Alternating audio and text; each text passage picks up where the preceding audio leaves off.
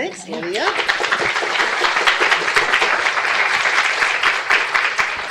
Well, good morning, everyone, and happy Nurses Day.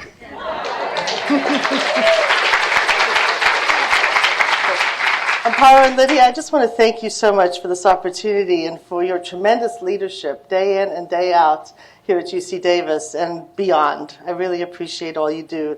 You inspire me a great deal. Today I'm going to talk with you about leadership development as a journey. And I'm going to use as an illustration my own trajectory, not to necessarily tell you so much about my own life, but to illustrate the unfolding of a leadership journey. And fundamentally, in my view, leadership is, as Kuzis and Posner say, a relationship between those who are inspired to lead and those who are inspired to follow. And each of us throughout our lives and our trajectories are both leaders and followers. And you as Julie was indicating in the last talk, you need to have really good followers, otherwise you're not a leader at all. If you turn around and there's no one there behind you, you certainly aren't a leader. Another core piece of leadership is around vision and values, and really understanding the vision and where you're going so that when you say charge, there's a direction for your team and a sense of values that are sustain you and sustain your team as you go forward. I'm going to talk about the leadership journey in 3 different ways, and these are fundamentally important as you unfold over time. Understanding yourself, and a great deal of leadership is understanding who you are, your passions, your strengths, what motivates you, your environment, what the environment offers, and sometimes it's more of a challenge than an opportunity, the resources of the environment, and then finally the trajectory that you're intending to follow. Now, some of us happen into our trajectories and are sometimes unwilling leaders. Others have a plan and know from the very outset what they want to be when they grow up. And all of us have to re-examine as we go on throughout our journey where we are and where we want to be. So I'll be talking about these different elements as I go forward. I was born in South Africa, and I was 6th generation, born to a family of a mom who was a nurse and a dad who was a Methodist minister. And he was an anti-apartheid activist. So I grew up in a country of justifiable rage and really ostracized by my white peers because they weren't real happy with our activities in our family either. And really lived with a tremendous amount of tension. Oldest child, oldest daughter, and so you can imagine the sense of responsibility that comes with that. And grew up in South Africa at a time that was really at the height of apartheid. I learned as a child very much about the sense of responsibility and deep values, deep and abiding values that were so crucial to me and continue to drive me to this day. Having a strong inner compass when everything around you tells you something else and the value structure of your entire society is in contrast to your own personal values and your family values, that gives you pause on a daily basis. And really the ability to withstand being different, to be able to stand up to that, to live through the sense of fear and loss that you experience when you're different. And then coming to a new country and the opportunity, even though I'm white and speak English, to be in a completely different culture, and I must tell you, very foreign, arriving here as a teenager. You can't imagine what I looked like in my little outfit my granny made me when everybody else was dressed in their jeans and very cool outfits in the United States. But growing up in that kind of a way gave me a real deep appreciation for what it's like to be an outsider, a newcomer, and what it means to really be inclusive. I came here to UC Davis when I was 16 and studied nutrition, dietetics, and that's Dr. Lucille Hurley, who's the first woman faculty at UC Davis to be admitted to the National Academies. She was an incredible role model for me. And a person who said, I was a lab assistant, I was washing dishes and milking rats. And she was saying to me, you need to present in our labs as I expect from my doctoral students and postdocs. She set the bar high, she expected a great deal, and it certainly inspired me into a career in science. Some of the things I learned there about myself were that my voice and my contributions matter. As lowly as I felt, my contributions mattered to her. That's an important message as a mentor, to be able to recognize and see the people in your group, in your team, who need to have a voice and to value that voice. She also valued logic and communication, that you had to be able to talk as the people you were talking to understood. So she helped me to translate my inarticulate views and thoughts into something that would meet scientific rigor. It was an environment that had a huge amount of strength, role models that were really powerful, and a really rich exchange of ideas. I became a nurse, and there was a glut in this community of nurses, so there were no jobs, and I ended up going to a rural community in Oregon with my boyfriend, who became my husband shortly thereafter. Like many of us who become clinical leaders, I had a vision of actually making a difference in people's lives on a day-to-day basis. I was there to be a good nurse and care for people. I found that before I even finished my nursing license, I was in charge on the night shift on a large surgical unit. And looked around, and there were really no peers and no mentors. It was a rural community, very small availability of resources and mentorship. And I learned at that stage how important it was that you don't always feel ready to lead, but sometimes you're the absolute best option. And that if you really believe in your vision, which in my case was I want to make sure the best care is going on, I better step up and do something about that. And I also discovered that actually, while I was learning on a steep curve with clinical competence, I also learned a great deal about leadership. And as you think about mentoring people early in their careers who are starting out as clinicians, there's a dual development going on that's both the clinical reasoning and comfort, as well at the same time as developing a view about leadership of teams and of groups. I had a very strong inner compass, which was really good, and it was a really difficult environment. Lack of mentorship, very authoritarian and parochial. I worked very closely with about 20 physicians for 3 years, and I was called by name once in 3 years. So it was a very, very difficult environment. And I was really concerned because the people I was caring for in ICU, we would discharge them into a community that had absolutely no services. No community-based services. So that prompted me to go to grad school. That often does. And that's another point. When there's times when you have unrest, and there's times when you're uncomfortable in a situation, that's a moment to think about what can I do in my next step in my path. And it's a moment for mentors to notice the restlessness and to say, hey, there's something you could do that could lead you into a new direction. So I went to the University of Washington, and I was able to obtain a number of tools that were crucial for the rest of my development. Understanding from sociology, cultural anthropology, about systems thinking. For the first time, I really understood the socio-political environment and what that meant to healthcare. And it also enabled me to broaden my connection, the diversity of thought, the collaborators who could inspire me and help me to understand subsystems. As I finished my doctoral program, I ended up looked at retirement housing as an opportunity to promote healthy aging.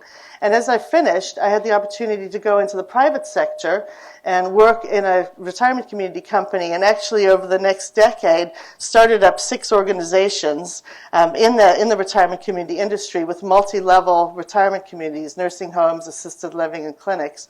And it was an opportunity really to learn a couple of different languages. This is one of the communities that we developed in that time. But worked with a real estate developer who had really little knowledge about healthcare, and bringing it together with the University of Washington School of Nursing in an academic-private partnership where we could enact a mission to educate clinicians for the future and do research in a practical setting. In this area, I learned that I'm really focused in on my conviction about older adults. My vision had gone from being individual-level care, where I started as a clinician, to how do I create environments and systems that support the kind of care that I really aspired to.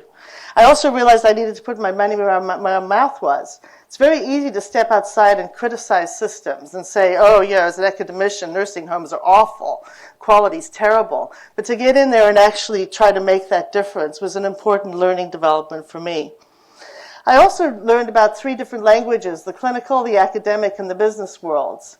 And it's really important to be able to speak the language of the people who need to hear your message, and to be able to translate the messages in those directions. I also experienced a fast-paced startup kind of a thing. There was no normal ever because things moved all the time. And in a startup kind of a mode, you really are thinking differently about what you need to do on a day-to-day basis, building a team while you're careening down the freeway. Unbounded opportunity to be creative, but again, minimal mentorship. This was a time in my life where it really was seat of my pants and learning as I went. And this is partly my own fault because I didn't seek mentorship at this point. I didn't know that you could. I was really focused on being an independent, strong woman, doing what I needed to do, and showing them that I could do it. And I didn't realize the power of the vulnerability of asking for help. I then moved to Oregon Health Sciences, and this is my first stint in academic leadership. This was a chance to start a new Office of Rural Health Research and a chance to really refocus what I was doing to think about capacity building. So for the first time, capacity building of the next generation, thinking about doctoral students, postdocs, faculty development, and becoming part of a national movement that was building academic capacity. For the first time, I was among colleagues who were like-minded, who were kindred spirits around caring for older adults.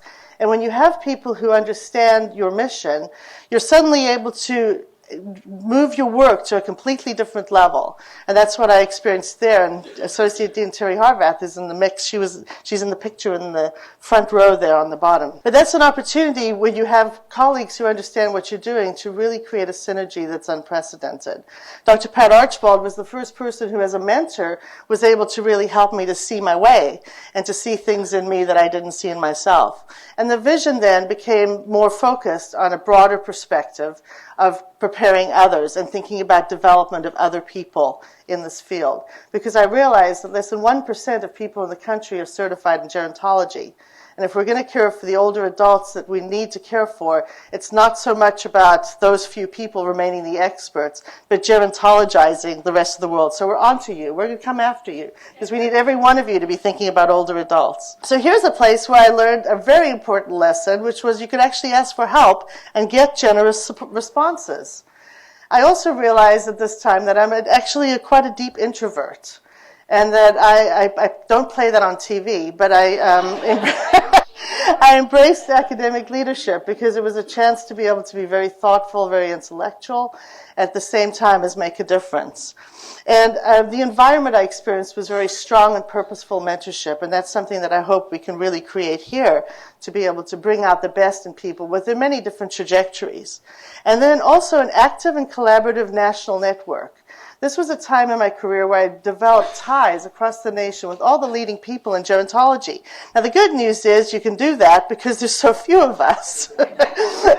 And we know each other by name. But that is a huge strength because the more you can connect outside, you have that perspective from the outside world about what's going on in your own place. It's very easy to get too focused in on your own world. And having that connection and ability to call anyone up about a problem that's related in your field makes a huge difference. And it really was an expanding experience for me. I was very happy there, and I didn't intend to leave. And in fact, I never thought I would be a dean until one day I was sitting happily at my desk, and I got a phone call from Claire Fagan, who is pictured on the top right up there, left in your picture. She's, I consider her to be the queen of nursing. She was the first nurse and the first woman who was ever president of an Ivy League university. She was president at Penn. And she was engaged by UC Davis as they were thinking about recruiting a dean because Claire Pomeroy, who was here before as the dean and vice chancellor for health sciences, had obtained a $100 million grant to start a brand new school of nursing. And so they were looking for a person who could come here and be the founding dean. So Claire phones me up and says, listen, Heather, I put your name in because, I think this would be good for you because you've done startups before and, you're passionate and and I just started laughing. And I said, are you out of your mind? I don't want to be a dean. Why would I want to be a dean? And I actually laughed at her and she said to me, would you like to compose yourself and call me back? So I sat up straight and said, no, we can talk. So I was able to explain to her why I didn't want to be a dean. And she said, actually, that's not your option. Right now, your name is in the ring. I've put your name forward, and you need to go. And if you go and you come back, give me a phone call from the airport. And if you don't want to pursue it further, I'll say, okay, but you need to go. So I came down here, and I fell in love with the opportunity. I fell in love with what UC Davis can offer, the collaborative opportunity, and importantly, with my vision and mission in life, wanting to actually improve health, advance health, ignite leadership, having that kind of a vision, I saw that as being possible here. And so, despite my own desire to not be a dean, I decided to become the founding dean here. And you'll see in the front in the red, Dr. Debbie Ward, who was actually a colleague of mine at University of Washington. And she knew when I was interviewing, I was actually at UW the night before I came down here. And I said, you won't believe what I'm doing. I don't know what's going to happen, but you won't believe what I'm doing tomorrow. And she said, oh, well, if you end up going there, give me a call. And to my great surprise and tremendous delight, she actually did join me in the very beginning as my partner and colleague in developing the school. And so that was a tremendous opportunity for both of us. And what we've dreamed about here is how to advance health and ignite leadership. And in the programs that we've developed over the last few years, core elements of those are leadership and systems change, a view that every person, whether you're a clinician, whether you're in academic leadership, whether you're in practice leadership, has the opportunity to make a difference within their scope and in their areas. And equipping people, whether they're students or faculty, with the skills, the confidence, and the ability to enact that type of a vision. And to do it in a way that inspires teamwork, that connects with other disciplines, that broadens the ability for a large group of diverse people to come together and advance health and ignite leadership. And it really was a once-in-a-lifetime opportunity to do that, and it's an opportunity that we all share all the time. In our students, as they come into the program in our nursing science and healthcare leadership, there's a leadership immersion week before they begin. And the focus during that week is on reflecting on who they are, their values, their styles, their preferences, recognizing, as Dr. Valentine said, that the trajectories are different for different people. And it's about the match of who you are and your preferences and strengths and motivations with what the environment will offer that's going to make all the difference. So working with students to uncover some insight into where they are now, where they will be. I suspect that everyone in this room was a leader probably in kindergarten organizing your friends. It's not that we suddenly make them leaders when they become graduates of a program.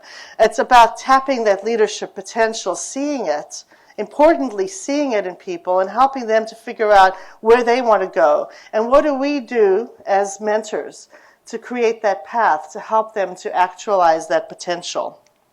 So since I've been here, I've learned a great deal. I am a startup person.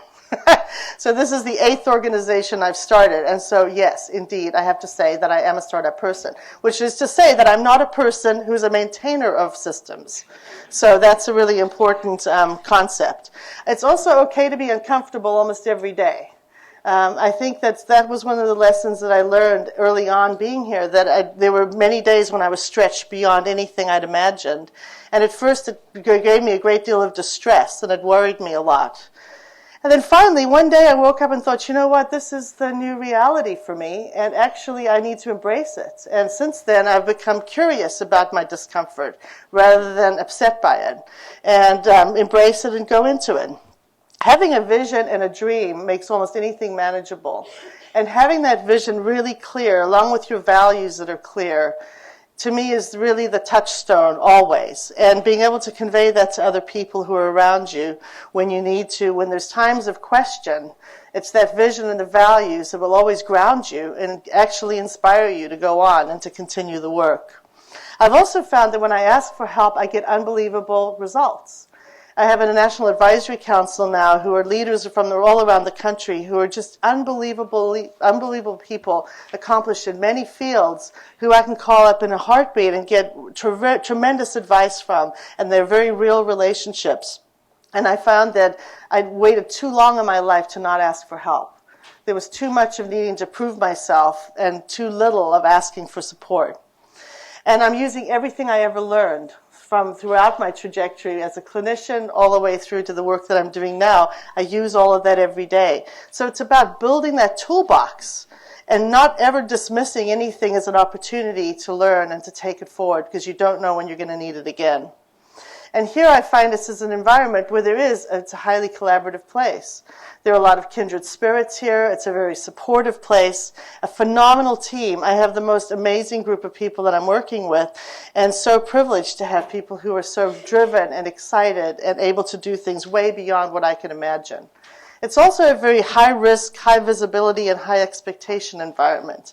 And startups are tough, and there's a lot that comes along with a $100 million gift with expectations. And I have to say, when you say you're going to tip sacred cows and you're going out into the world and saying you're going to do something differently, there are a lot of very established programs around the country who are very highly ranked who are saying, yeah, sure, come on. Let's see what you're going to do. So there's a lot of that. How do you navigate that relationship with people who are already number one and make your mark as well? So some of the lessons that I've learned over time are really important that I'd like to share. One is that optimism makes all the difference. You have to stay optimistic and resilient.